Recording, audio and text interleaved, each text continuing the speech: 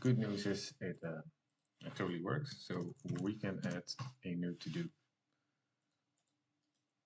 Now, one thing is the styling of the to-do itself is absolutely awful, so let's fix that next.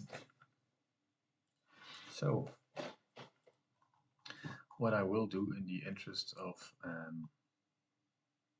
well, not always having to add new to-dos, for now, I will just add some to-dos here. So, dev code, so this can be moved afterwards. So what we do is we take our data service and we do add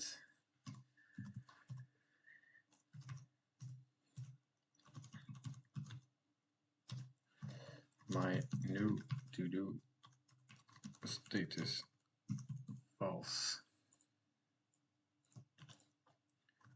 We'll just my other new to-do status false. There we go, and then we will call the render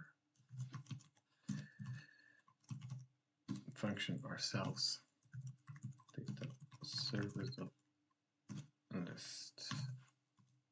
Okay.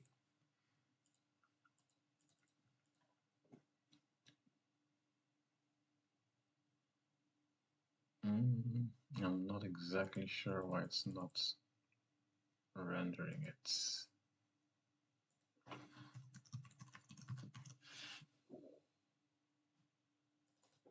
Okay, I don't know why you did that, but that's definitely not going to work. Okay, so now we just on refreshing have to do, which makes our job a little bit easier. So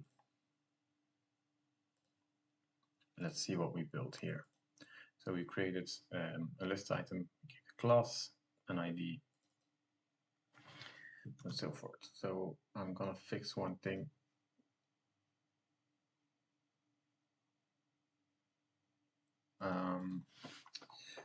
Just in the interest of consistency, I will call the class that I add here a et to do item, just to be more consistent. So we have our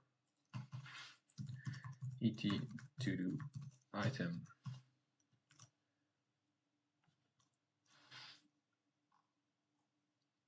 what I will do is say that we will not use a list style.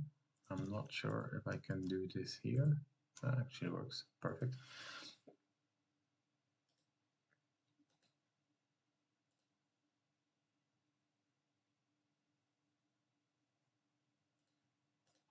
And we will add some padding.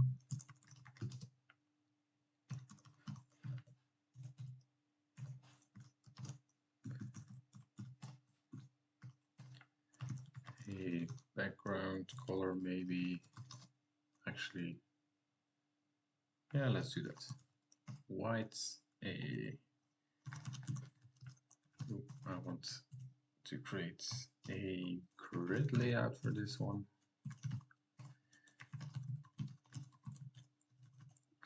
And it will have for now 2 columns.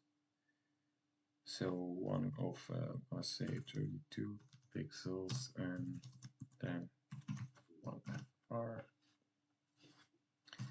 Maybe a box shadow.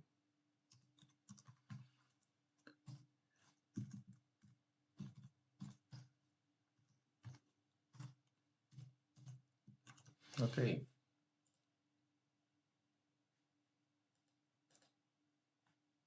Couple of things. I will add a class to our UL to-dos. There you go. Let's call it ED to-dos list. So lists often have some sort of annoying styling to it. So you have some resets on the margins.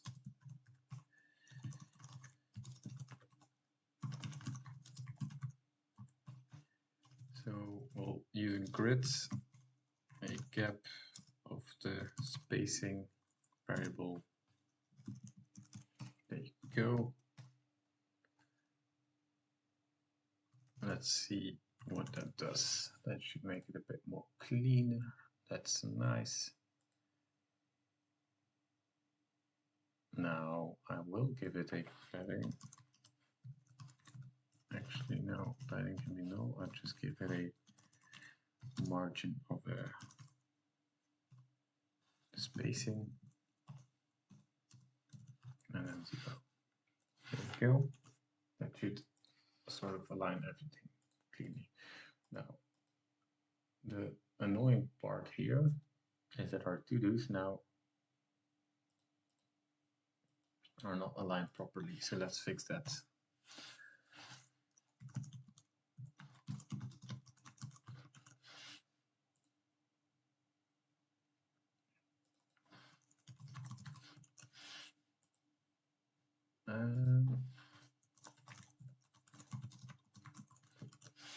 Like that. Yes. Gap of our spacing variable.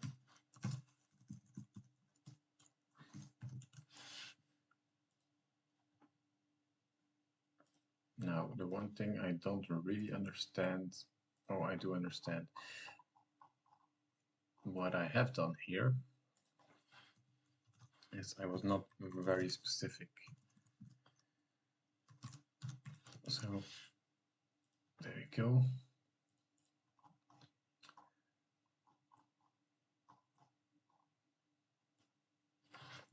Let's style the checkbox a little bit.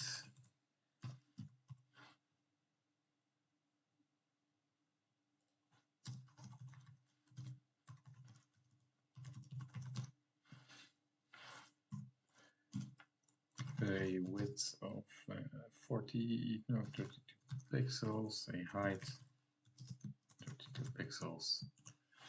Let's see what that looks like. Nice. Now we might want to add a border radius.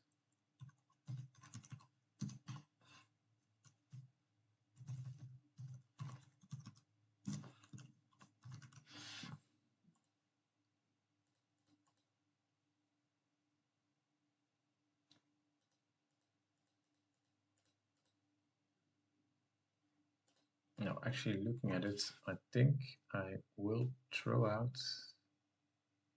the spacing, the background color. I don't really like it. The box shadow, let's move that away. The roundness doesn't make sense, and just maybe a font size that is a bit bigger. Let's see what that looks like. Okay, so it's a bit dry, but yeah, it's not too bad. I do think I want to add a box shadow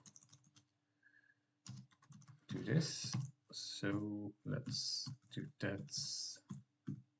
Where's my box shadow? There you go.